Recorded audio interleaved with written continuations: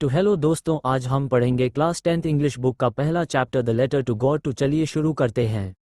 ये कहानी a letter to God Mexican लेखक ग्रेगोरियो लोपेज वाइफुएतस द्वारा लिखी गई है, जिसमें ग्रामीण जीवन, ईमानदारी, विश्वास और विडंबना आयरनी का सुंदर चित्रण है।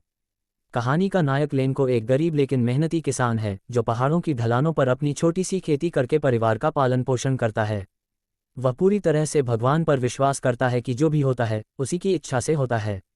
एक साल उसकी फसल बहुत अच्छी होने वाली थी, लेकिन अचानक मौसम बदल गया और भारी ओलावृष्टि हेलस्टॉर्म ने सारी फसल बर्बाद कर दी।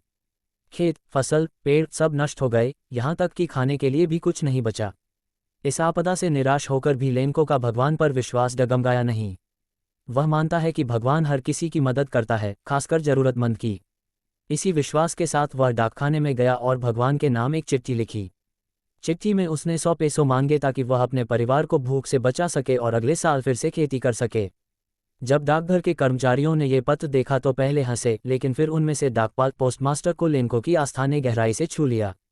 उसने सोचा कि इस किसान की आस्था को टूटने नहीं देना चाहिए।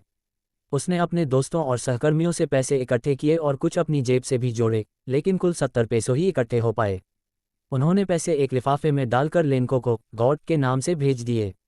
लेनको ने जब पैसे प्राप्त किए तो उसे बिल्कुल भी आश्चर्य नहीं हुआ, क्योंकि उसे पूरा भरोसा था कि भगवान जरूर मदद करेगा। लेकिन पैसे गिनने पर उसने पाया कि यह 100 पैसों से कम है। उसे शक हुआ कि भगवान ने तो पूरे पैसे भेजे होंगे, पर डाकघर के कर्मचारियों ने कुछ चुरा लिए हैं। इसी सोच के साथ उसने भगवान को फिर से पत्र लिखा, जिसमें उसने कहा कि अगली बार पैसे सीधे भेजना, डाक से नहीं, क्योंकि डाकघर के लोग चोर हैं।